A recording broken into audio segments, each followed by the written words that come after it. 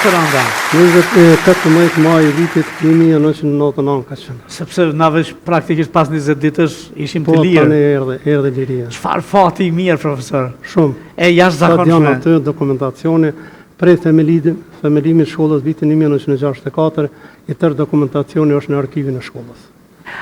10 herë thjesht i arrestuar e i ndjekur mësuesi. Çfarë fati si? Filloi me pandelisotirin edhe këta mësuesa tanë deri në ditët e lirisë, vërtet keni hes të zitë ullirit dhe absolutisht për mua, po e mendoj që edhe për kombin shqiptar vleni si herojt e arsimit, herojt e kombit, të gjallë e jo të gjallë.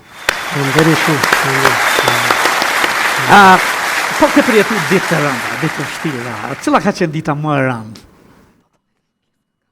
Nëse do të thonim njëra nga ditët, përveç tyre ditëve kur ja arrestu dhe torturuar. Ata do të amnistoj, nuk do të flas për atë epizod, ato raste, se ka qenë obligim kombëtar dhe unë dashta veç me treguar se vetë përmendet dashta të jem korrekt ndaj pyetjes sa kanë qenë. S'kam qenë vetëm unë. Kemi mësimdhanë të cilët nuk i kemi në mesin tonë për shkak të vrasjes së burgoshjes. Kemi pasur rastin edhe në Zenel Ajdin kur arsimtari Ferez Blakçori mbrana 24 orë nga torturat në janarin e vitit 1997 ka shkuar dhe kjo imja ka qenë shumë simbolike, po dashta me thonë përkundër gjitha këtyre ne kemi bajt edhe arsimin dhe kemi zhvillu aktivitetet që tash, plus kemi nxjerrë edhe revista që i kemi shtyp me makina, se të kishen teknologjia sotit pak më ndryshe, kështu që i falenderoj gjithë stafin të cilët ka qenë pranë meje. Me vetë kontribut janë bë me ndihmën me prindër, e dikujt me prindër kryesisht edhe mirë, po kisha me thonë do t'i veçojnë dashta ma të mirat njëra pak, dhe pse nuk muj me i përfshi shumë. Dita e veçantë e imja, që kom ndije vetën shumë përgjeshëm, ka qenë dita e parë fillimit karrierës time, vitin 1975, një djali i moshës 19 vjeçare veç, që ku marrë detarin. Para prakisht si kur nëzanë se që vjen klasën e parë dhe imaginon mësusin më të mirin. A thotë mësusi im është me i devashëm, me i miri si figurë. E unë mendojsha vetën kur të marrë detarën si të dukem, si të t'hija të hapat e parë në klasë dhe të di t'ja u marrë me njëherë shpirtin aty në fëmijë dhe t'ja u kthej buzëqeshën edhe kjo ka qenë një moment shumë krejt përgatitur, po e vështirë shumë se në klasë parë. Po ishte klasa e parë. Një moment tjetër do ta veçoja përkundër që ka shumë të mira. Do ta veçoja binjakzimin e shkollës Zenel Ajdini me shkollën Kongresi Lunshës në Tiranë. Një dëshirë, një ëndër e pritur gjatë. Mua në këtë kutlin që ka qenë, është janë data 5 qershor, me data e mirë në e mende ala, po i majë mendo. Data 5 qershor i vitit 2000, kur në kam shkuar me bërë binjakzim, apo vllazërim me mirë, thejme në gjuhën tonë, ndoshta për dikon ka qenë pak si e pabesueshme, si ëndër. Për mu ishte hera parë që po shkeli tokën e Shqipërisë. Falenderoj edhe prindin Adem Gashi që ka qenë drejtori i aeroportit asaj kohe dhe ishte antar i këshillit prindërve në shkollën Zenel Ajdini. E kishte djalin në klasën e 8. Edhe kur morë vesh, unë po të përgëzoj për idejen. Kjo është diçka kulminante, por edhe shpenzimet e aeroplanit unë do t'i hiq. Ajo është Adem Gashi. Që unë nuk isha, ajo ishte befasi për mua, por këtu e falenderoj edhe nga këtu se prindrit i kum pas krah të punës. Në çdo moment kam pas prind që deri në ora 2 natës nëse ka pas nevojë kanë qëndruar. Ai ishte një moment shumë i rëndësishëm edhe shumë i gëzuar, por më shumë tani e plotsoj kur mësuesen Fishreti Çoku në vitin 2004 kemi shpallur mësuesen Derit shkollën Zenel Ajdini. E do ta përshëndesim. Kur ka ora e për herë parë, ne në mënyrën tonë i munduar me organizu, kemi dalë me nëzansë në aeroport, pastaj në shkollë, kemi organizuar aktivitete. Ajo ka qenë sa kënaqësi, kanë qenë edhe emocione që me vite kemi prit, sepse vëllezër tanë, motra tona, janë këto dy momente po i shkputi nga ajo, në karrierën time ka momente shumë të lumtura dhe e fundit ka qenë kur në vitin 2000 unë isha drejton shkollën Zenel Ajdini me ardhëndime me kalune Ahmet Gash objekti I cili ishte sinonim I Prishtinës, që ne njohëm edhe tash shkolla teknike, ishin marrë disa vendime për të rënuar për ku ta diun. Kështu që edhe të ndiem edhe me krenaria thon që në dy kushte I kum pas kur jam bart, ose gjithsesi kur jam marrë, njëna ka qenë me dikush atë në teknik, një zavendësim që unë e preferoj, edhe dyta objektin nuk ka mjete për të arzuar objektin, sepse është ambleme Prishtinës, në një shumë shkolla cila në vitin 1946 në njërën studion e juaj e kum prezentu ato me aditarin e parë, po të kujtohet sigurisht, shumë e bukur. Edhe tani që objekti është, normalisht ka qenë një përpjekje ime, I falenderoj edhe ekipet që I kam vlerësuar se objektin nuk është për rënim, por do në renovim. Dhe vitin e kaluar është bërë renovimi komplet nga ambasada amerikane që në kohën time kom lënë marrëveshjen e nënshkruar 950.000 euro. Në verën e kaluar është bërë komplet renovimi. Atë kohën tuaj e ndrejshëm me amerikanët, ha? Pra që kohës sapata mrena një viti, në ambasadën amerikane marrëveshjen dhe kanë thënë se në vitin 2023 dhe u realizu sot është. Shkolla embleme Prishtinës. Ka qenë një moment që jam ndije shumë mirë që është objektiva ime u realizu mbi gjitha sa në një moment këmë thanë nëse ajo shkollë nuk bën për mësim që për mu është e pa pranueshme, se nuk ka pse mos më bërë, do të alon muzej arsimor për komunën e Prishtinës, kurse me rënu nuk. Sepse e meriton rënimit të vriste, ha? 7 vite shumë. 7 vite ka përru njërë të dijes, të shkencës, të luftës, të gjakut, të demonstratat që aty jenë organizuar në zënset.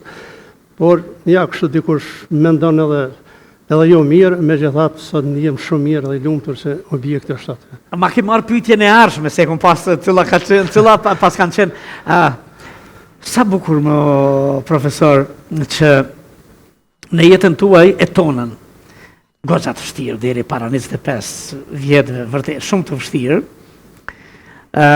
në kuadër të asaj optimizmit madh, dashurisë madhe për lirin, kur si kemi parë rreziqet, edhe flasim për ditët më të bukura që na lidhin me emocionin, siç është emocioni I binjakëzimit në shkollë Tiranë edhe në shkollën Prishtinë. Këtu I morra një tregtire për mbrenda revistave janë që nisën nga pyetjet për momentet më të lumtura që me I faktizuar se kur kena marrë mësuesën Fiqret edhe kemi organizuar edhe programe të ndryshme, janë për mbrenda, ndoshta nuk ka nevojë mi shpalos, por janë dokumentet e shkruara që ja kam lënë edhe shkollës edhe tash I kam bibliotekën time dhe të latë. Edhe ata I kanë arkiven e tyre. Kanë arkiven. Edhe ky binjakëzim, diçka që e kishim dëshiru, sepse tash deshet familja juaj në kalvarin e burgosjeve krejt për shkak të rezistencës, edhe në luftës, pe quajmë luftë, se luftë është çdo qasje e jonja ka qenë luftë për ekzistencë. Dhe në lufta për ekzistencë na ka bërë që një ditë ta finalizojmë edhe luftën për liri dhe shoqëror që e mbërrim. Edhe familja e njohur që keni kaluar për ato kazamate në për dhe krejt brenda aty në vështërsive e atij kalvari mësuesi I ka ditët më të bukura se e lidhin me gjithçka kombëtare. Faleminderit. Që ka dhura dhe në për vështërësit të ndryshme, po dhe në vështërësit të asaj për të depërtuar mendimi juaj konkret në reformat në arsim. Sa ke mujt, sa ke qeni knaqur, a je I knaqur me këto reformat që ka ndodhë në vitet të pas luftës, në Republikën tonë? Na jemi pyetjen po shtron që nuk muj me u largu nga vetvetja, por nuk du me e kthye këtë emisionin në anën personale, veç për mos më kesh kuptu para te dhe audiencë. Ja, emisioni sot e kam mësuesin Ajet me na fol për veten e tij, për punën e tij, emocionet e tij, rrugtimin e tij, synimet e tij, kështu që krejt jeni ju. Asgjë nuk jetë duke personalizuar. Shumë faleminderit, po unë vizionin tim edhe si mësues po dhe si udhëheqës kam pas zhvillimin e shkollës me standarde bashkëkohore. Në vitin 1998 unë falë organizatave të huja jam kyç në trajnimin e vetvetes për ta zhvilluar shkollën me standarde bashkëkohore. Dhe krejt një uri që i ku marrën nga ato trajnime, jam munduar me njëherë mi zbatun shkollën. Detyra ime ka qenë që kolektivin të afroj rreth vete dhe të tregoj çka kena me bërë se do ta ndryshojmë. E thatë ju me herët, vërtet shkolla Zën el Abidini ka qenë vitet e 90-ta universitet, shkolla e mesme, shkollë fillore, qendër humanitare, qendër politike, qendër ushtarake, qendër komunitetit përënde. Çka jo? Për shka? Vetëm për lirinë e Kosovës. Edhe me vjen mirë që kom qenë barë atyre, mund të them edhe i pari, por jo që i kom kry vetë, i kom kry me të gjithë, por dikush do të me qenë timonier i parë, dhe unë e pata fatin tjem. Kështu që të gjitha ato jemi munduar me i kthyer vërtet me standarde shkollës bashkëkohore. Pas luftës, erdhen edhe disa ndryshime, reforma. Reforma nuk nënkupton zhvillimin e shkollës vetëm në një segment. Nuk është reformë vetëm ta ndërtojmë shkollën. Ajo është krijimi i hapësirës. Marrë standardet bashkëkohore, një nxënës duhet të ketë 1.8 deri në 2.2 metra katrore mbrana objektit shkollës. Por ato duhet ta përcjellën edhe shumë para përgatitje tjera. Duhet të bëjmë trajnimin e mësimdhënësve. Kurrikulat të përpunojnë në bazë të specifikave të vetit, jo të marrim kurrikula shablon edhe të përkthejmë edhe nuk përputhet me realitetin e zhvillimit të fëmijëve tanë, të komunitetit, rrethit, pastaj edhe të kushteve që kemi në shkollë. Duke pas parasysh ato, mendoj që reformën pak e kemi nisë si keq. Kur e them këtu, e kom thënë edhe në debate tjera kur kom qenë në prezantime, sepse është dashur në 2 segmente me shkuar edhe korniza kurrikulës Kosovës bashkërisht me tekstet mësimore edhe me trajnimin e mësimdhënësve për aplikimin e teknika dhe metodave se si duhet të zhvillohet kurrikula. Këtu ne kemi nisë me kurrikulën, tekstet nuk e kemi pas askund, sot nuk e kemi edhe të shkollat profesionale asnjë tekst nuk e kanë, duhet me zbatu kurrikulën, por trajnimin e mësimdhënësve kemi filluar pak me vonesë. Që kemi pas në thyrë në raport me eksperiencën time sa di, mendoj që kemi mujt me hecë me hapa më të mirë, më shëndetshëm, me zonë hapën me u fuq sa më shpejt në familjen e madhe të shkolla bashkëkohore, por në dita ditës gjëra tash po korrigjohen